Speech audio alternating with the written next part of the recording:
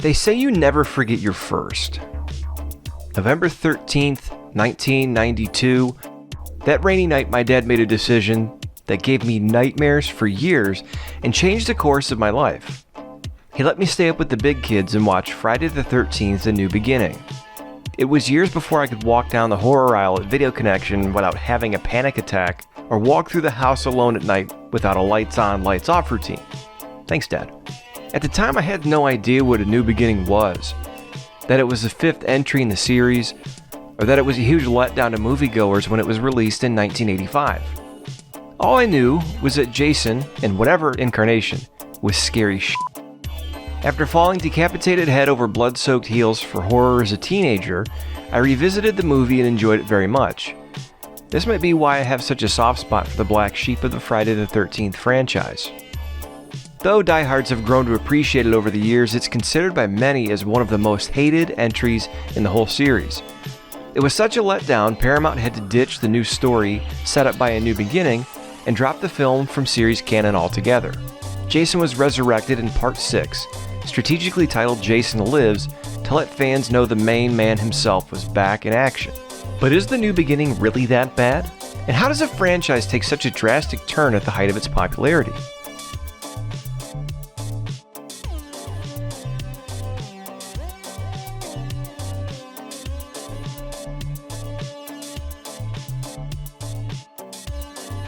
As Friday the 13th's popularity and body count skyrocketed in the early 80s, angry parents and watchdog groups aimed their pitchforks at horror movies.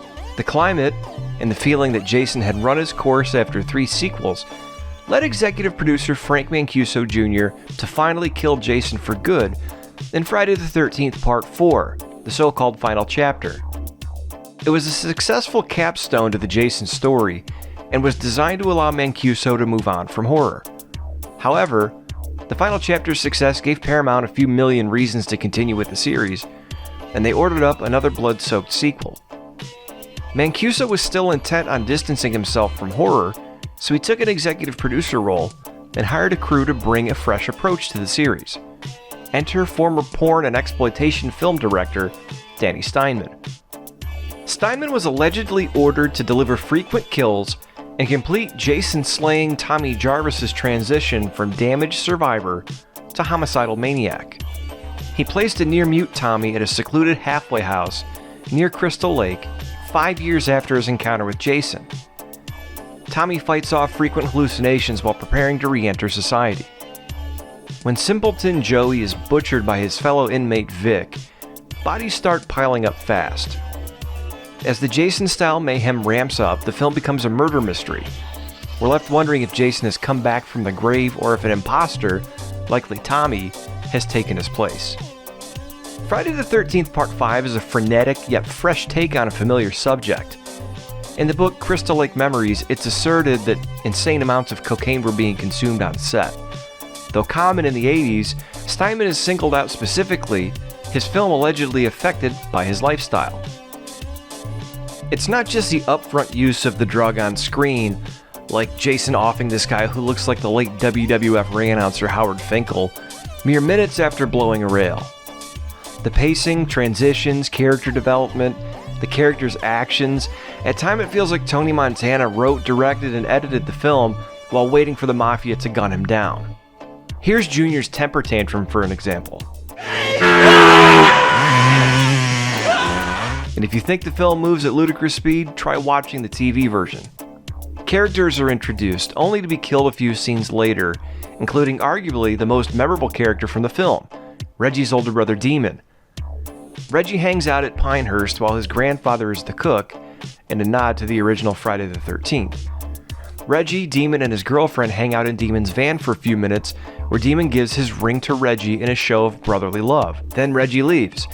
The scene is supposed to connect us with Demon and Reggie before Demon is killed a few minutes later. But the rate in which characters are introduced and dispatched results in forced attempts to connect us with the characters. Though most of Part 5 feels rushed like this, when Steinman does slow down, he does a really good job at building suspense. I just wish more of the film was done in this style. Steinman himself acknowledged the issue, but blamed this on Paramount executives, requesting he deliver a shock or kill every few minutes, in fact, referencing a graph that they went by to show him how serious they were. But even Tommy Jarvis, the most important character in the film, falls flat. Corey Feldman's career was taking off, and he was only available for a cameo appearance in the beginning of the film. If recasting Tommy Jarvis wasn't enough, Tommy isn't the funny yet awkward kid we once knew. He's a damaged, near-mute, possible serial killer. He's completely out of his mind, and even if we don't want him to become a killer, we're just waiting for him to snap. I understand keeping us guessing if Tommy is really doing the slicing and dicing, but his turn feels inevitable, and there's no reason for us to attach emotionally to the character and follow him through the journey. That's not to say some of the characters weren't entertaining, though. Ethel the Hillbilly's one-liners make her one of the most memorable characters in the film. There are plenty of quotable lines and fun moments, whether intentional or not. One of these moments is when, spoiler, Tommy sends Jason off the barn and onto the spike bed. Even though Jason slowly falls off the side of an 8-foot barn opening, he hits with the force of an Acme anvil. Seriously, the sound design guy should have won an Oscar for that impact. How awesome is that? These issues aside, A New Beginning tried to make a different type of Friday movie while staying true to the series' playbook. This is something most people overlook when discussing this film. They're teenagers running around in the woods with limited oversight. Someone's lurking, killing people in disturbingly creative ways. Harry Manfredini's score still retains that distinct Friday flavor that seems to disappear with Part 6. Part 5 boasts the highest kill count in the series up to that point. And some of the deaths in Part 5 rank up with some of the best in the series. Whether you want to admit it or not, aside from the mystery killer plot, Part 5 is very much a Friday the 13th film just as much as any other. One of the best aspects of A New Beginning is the whole, new beginning. Mancuso thought there was nothing more to be done with Jason and wanted Part 5 to establish Tommy as the series' new killer.